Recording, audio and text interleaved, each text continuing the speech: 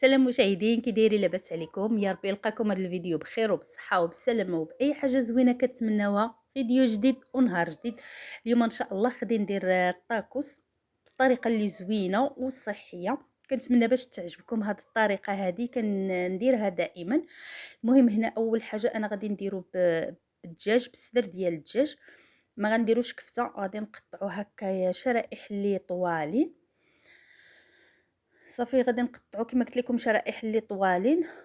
غادي نرجع كما كتشوفوا كنقطعو هكذا، وغادي نرجع نقطعهم منصه. بالنسبه للتوابل، انا غادي ندير ليه غير التحميره، شويه ديال البزار، شويه ديال الملحه. ممكن ديروا الملون الغذائي اللي بغا، ديروا اي توابل مثلا ديال الشاورما ولا اللي بغيتو. المهم انا درت ليه مليحه، ما درت فيه لا زيت لا والو باش كياخذ ليا ديك الطيبه ديال العطريه. ودرت فيه شويه ديال سكينجبير صافي، وخليته ترقد ليا غير واحد شويه على ما غادي نوجد البطاطا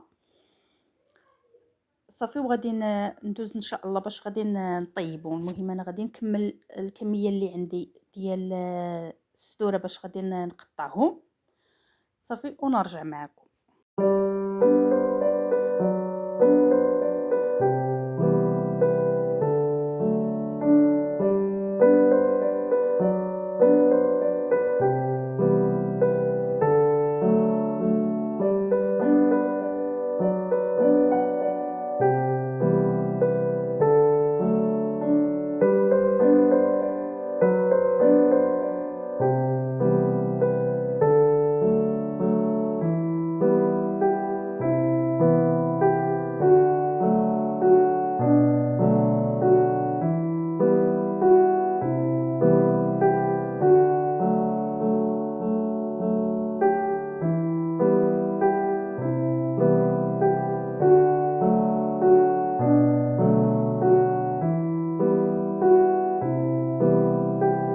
صافي كيما شفتوا معايا قطعت البطاطا، انا قطعتها شي شويه غليظه. المهم هنايا خديت اللاطه، غادي ندهنها بشويه ديال الزيت، وغادي ندير فيها داك تقطع ديال اللحم. كما قلت لكم انا راه ما درت فيهم لا زيت لا حتى شي حاجه. هنايا بالنسبه للزيت ممكن تستعملوا الزيت اللي بغيتو ولا اللي نتوما كتاخذوا، ممكن البلديه او لا اي زيت على حسب شي واحد فيكم اللي كان كيدير شي نظام غذائي او لا ريجيم ولا. المهم غير دهنت بها اللاطه باش ما يتلصق لياش وصافي. صافي في هذا الوقيته انا سخنت الفران، حيت هادو غادي نطيبهم في الفران، ما غاديش نقلي في المقله او ما غاديش نطيبهم في المقله.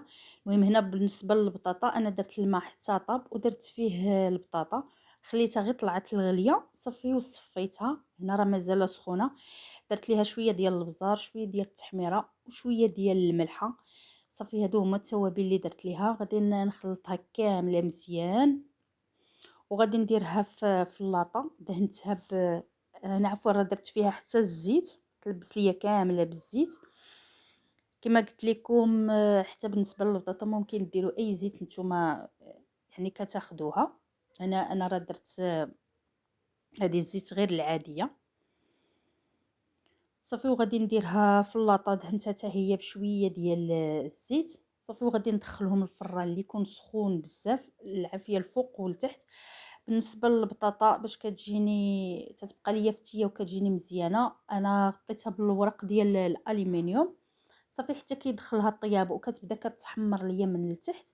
كنحيد ليها الورق ديال الالومنيوم صافي، وكنخليها كتحمر ليا هكا شي شويه من الفوق. ما نخليوهاش تقصح باش كتجينا في الحشوه ديال الطاكوس زوينه صافي. ونخرجوها. بالنسبه للحم كما كتشوفوا راه بدا تيتحمر، ما كنخليش يعني يتحمر كيبقى فتي صافي. وكنخرجو غير كنشوفوا كيبدا كيذهب صافي وكنخرجو. وهذا هو الشكل ديال البطاطا كما كتشوفوا معايا، راه محمره ولكن ماشي قاصحه، كتجي نفتيه وكتجي زوينه صافي. دابا ان شاء الله غادي ندوز باش نعمر هادو الحشوه ديال الطاكوس. بالنسبه لي انا ما خدمتوش في الدار، خديت هذا اللي من دقيق ديال القمح الكامل. المهم هو اللي غادي نصيب به هاد المره. ما صوبتهاش كما قلت لكم ما صوبتهاش في الدار صافي بالنسبة للصوص أنا غادي ندير شوية ديال المايونيز وشوية ديال لاصوص الجيريان صافي وشوية ديال الفرماج الأحمر هو اللي كان عندنا في الدار. المهم كديروا نتوما ممكن تاخذوا لاصوص اللي خاصة بها اللي كتكون مخدومة بالفرماج. صافي أنا غادي ندوز باش نصيبو نقادهم كاملين. غادي نديرهم غير في بالنسبة للتحمار ديالهم غادي نديرهم غير في المقلة. عندي مقلة قرية في الدار صافي هي اللي غادي نصيب فيها. ممكن تصيبوهم في بانيني اللي عنده اولا في مقلة عادية، المهم هي راه كتحمرهم لينا عادي. صافي انا غادي نكمل معكم هكا، غادي نصيب الكمية اللي عندي ماشي شي حاجة اللي كثيرة. صافي ونرجع معكم.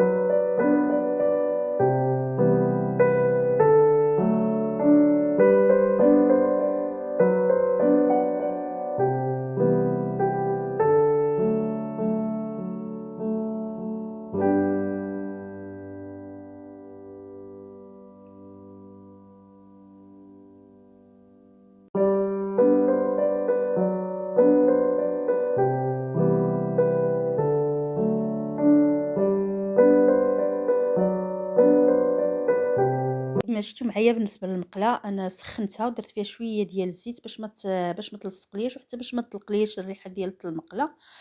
صافي وغادي نديرهم يتحمروا، نتقلهم بشي حاجة باش كيتحمروا لنا وكياخدوا لنا هاد الخطوط هادو. المهم هذا هو الشكل ديالهم، وصفة اللي صحية سريعة وكنوجدوها في يعني في الدار مقادير اللي بسيطة اللي موجودة عندنا. المهم كنتمنى باش تعجبكم هاد الطريقة والفيديو ديال اليوم وتجربوها، ونقول لكم مع السلامة إن شاء الله حتى الفيديو آخر.